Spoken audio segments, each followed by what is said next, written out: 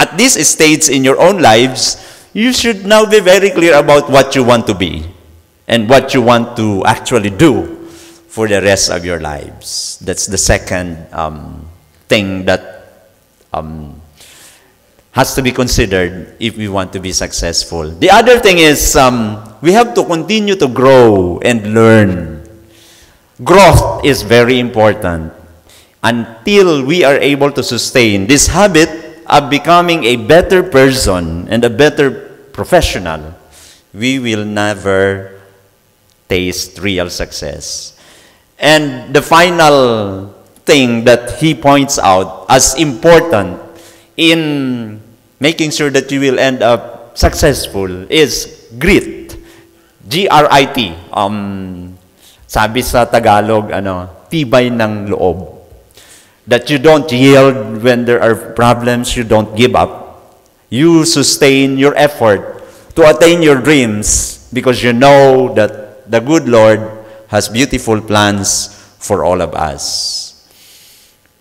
Our President, Dr. Tamayo, actually pointed out that this era, our time today, is a bit difficult, more competitive. In fact, some Harvard scholars say that we live in a VUCA world that is volatile, uncertain, complicated, and ambiguous. You can never actually predict what is going to happen tomorrow. So that's really very difficult for us to be able to thrive in this VUCA world. It's also mentioned by scholars that actually we belong to the fourth industrial revolution. If there's a fourth, there's a first. The first industrial revolution, according to the writers I've read, happened when the steam engine was discovered. Remember, in the early days, people produced things using their hands. They would transport goods using animals, very crude, very, not modern. So we had the steam engine, the trains were discovered, so transportation was a lot more convenient for human beings.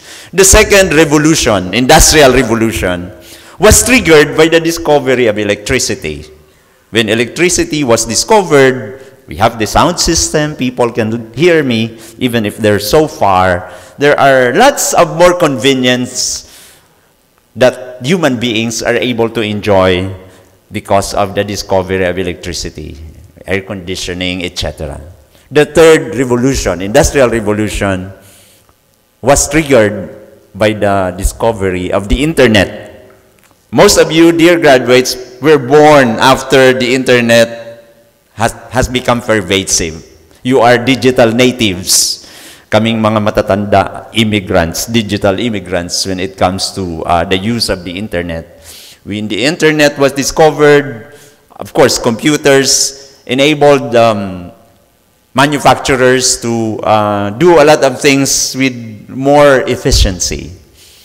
And sabi ko nga, we are now in the fourth industrial revolution. This is beyond the digital age because the main feature of the fourth industrial revolution is the synergy of the previous technologies, the steam engine, the electricity, and the internet, so that we now have a very pervasive use of artificial intelligence.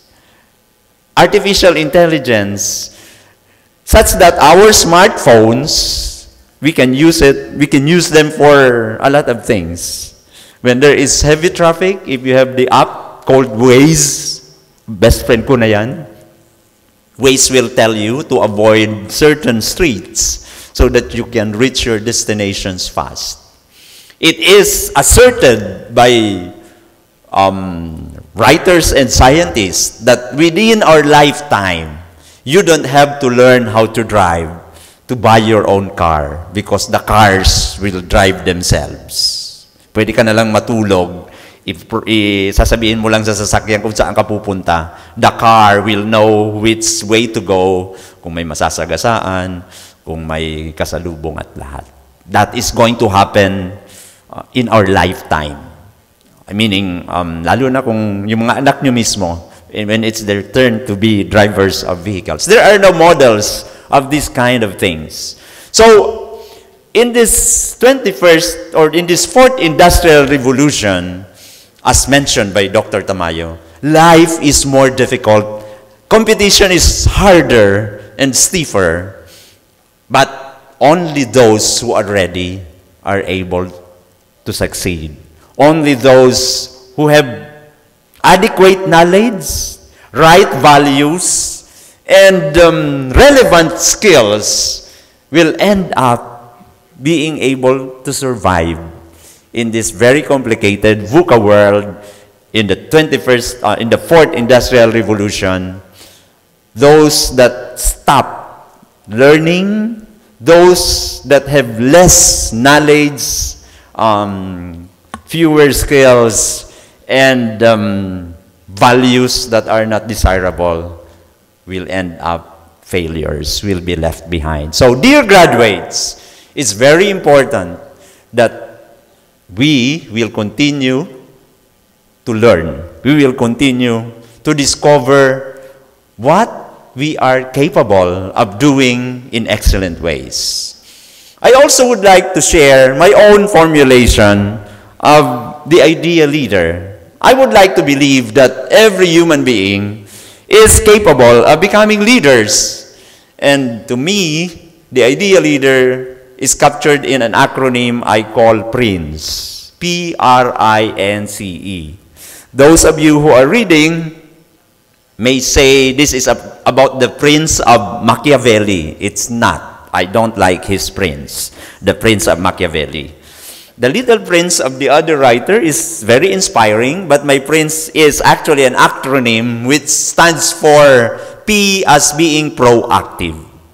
If you want to really be authentically successful or become real leaders, you don't wait for things to happen. You always take the initiative. Kahit sa panliligaw, kung hindi ka magsimula o hindi ka magpapansin, if you don't do the little pro-action, wala kang mapapala. So, be proactive.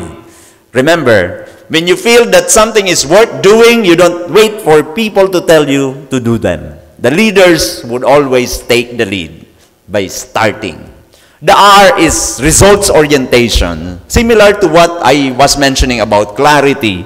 Results orientation is determining the kind of the things you want to achieve.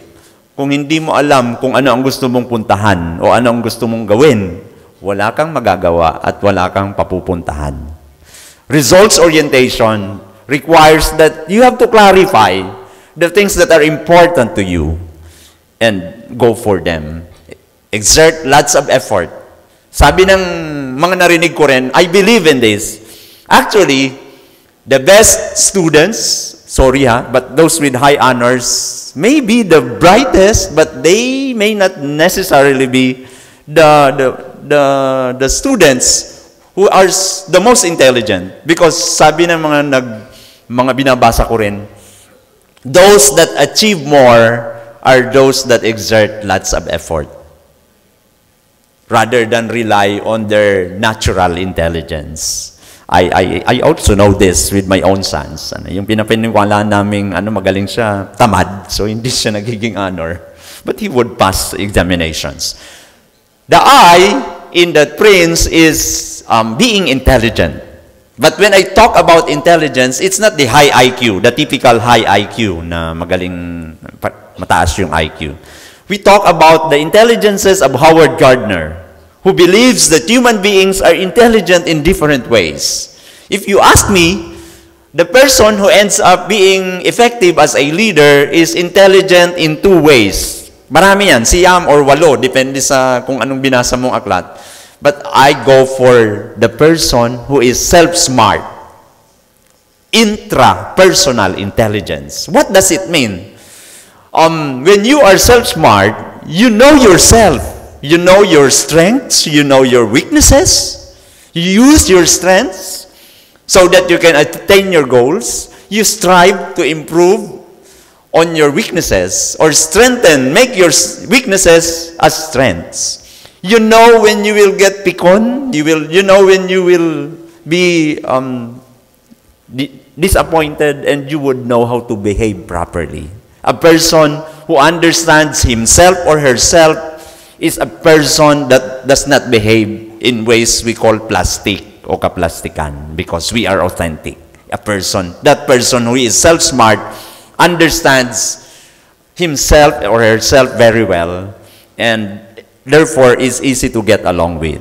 The other kind of intelligence that I wish all of you would try to nurture is interpersonal intelligence, or being people smart. Ano po ito? Your capacity to realize that human beings are different. Magkakaiba po. May mga taong likas na matulungin. May mga taong likas na maiingay. Ang daming tinatanong. May mga taong tahimik pero nag-iisip at nag-aaral. May mga taong kahit anong gawin mo, worry ng worry. And when you are people smart, you behave according to the kind of human beings that you are dealing with. When you are dealing with someone who worries a lot, you cannot tell that person to stop worrying. All you need to do is make sure and assure that person that you are mindful about your safety. The end in that prince is being able to build networks. In life, you cannot be an island unto yourself. Hindi pwede na nag-iisa ka lang forever sa lahat ng gusto mong gawin. You will have to use or seek the help of others so that your goals can become realities. You will need friends. You will need former classmates. You do not need enemies so that you will be effective as a leader. The C, if you ask me, is the most important element in my prince. It's about credibility. Or you can perhaps say character. Sabi ng inyong character building is nation building. But C, being credible is when you promise something, you deliver. When you promise that you are coming home at 8 o'clock in the evening, when you seek permission from your parents, come home before 8 in the evening, not before 8 in the morning. That is how it is to be credible. When you ask for an allowance for something that is needed, for example, in the school, it's worth 1,500. Do not ask 5,000, because your parents would always have a way of knowing that what you asked is beyond what you needed. And the next time you ask, the parent will subject you to a lot of questions to justify what you need. That's very important, being credible. Of course, my own sons have established their own credibility when it comes to asking money. Initially, when they were enrolling, college students po sila, nung may tuition pa sila, I would compute, this is what you need. And then after the enrollment, sasabihin, Pap, na-miscalculate mo yung fund ko for enrollment. Here is the extra. Diba? Ang sarap sa buhay ng tatay o ng nanay kung pagkatapos na nanghingi na ay binalik pa yung sobra na alam mo, pwede nang gamitin sa ibang bagay. But that's how it is to build credibility. And finally, the E in that prince is being empowering. When I talk about empowering, the leader normally is given power, but the leader who is most effective is not the leader who uses power alone. The leader who shares power with others ends up being able to motivate the rest of the team to extend his or her best in realizing the goals of the organization.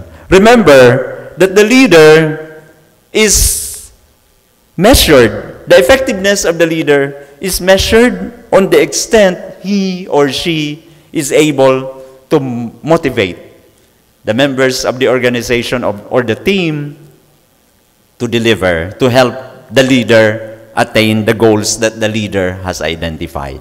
So, friends, in our lives, we can all choose to be successful in ways I have mentioned. And we can also be leaders. Of course, let me share this. I've received this just this morning for my final point. And it says, the highest courage is to dare to be yourself in the face of adversity. When you are faced with adversity, you have options. You can pretend not to be the real you, but you can be yourself. But that's the highest courage, when you insist and show your real self. Choosing right, according to this, is more important than being popular. The beauty with mobile phones. Pag kailangan mo, pinapahamak ka. Sige, dahan-dahan. Choosing right over wrong. Ethics over convenience. And truth over popularity. That's the highest courage. These are the choices that measure our life. Travel the path of integrity without looking back. For there is never a wrong time to do the right. So if you do right things, it's always the perfect time. Congratulations once again, dear graduates and parents. And of course, thank you, University of Perpetual Health. And congratulations. By the way, I would like to mention that you have given us gold medals in the recent Palarong Pambansa by being the champions, the core of the champions in volleyball. Thank you for allowing DepEd Calabarzon to retain our crown as first runner-up. We're earning more medals now, but we're still first runner-up. Yesterday, ano na lang po ito, mga dagdag na chismis about the DepEd Regional Office number 4A. I had a meeting with the secretary and a few directors were there. So NCR was there bragging that they were, as usual, the champions. And the director of the region that won the most organized, the cleanest, the greenest was also there, but they have like 5 medals in the Palaro. So I was telling the secretary, Calabarzon may not be the champion in all the competitions, but we are a balanced region.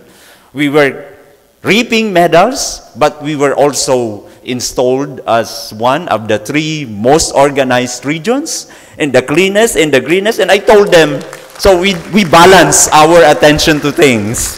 And the secretary was laughing, realizing that our region is indeed a region that will not just pay attention to certain areas. We want to be very balanced in all our efforts to nurture youngsters who will end up passionate lovers of the Republic of the Philippines so that they can use their talents and potentials in building a strong country.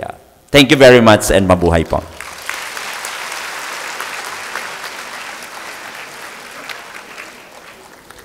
Thank you so much, Dr. San Antonio, for that inspiring message that you delivered to our graduates.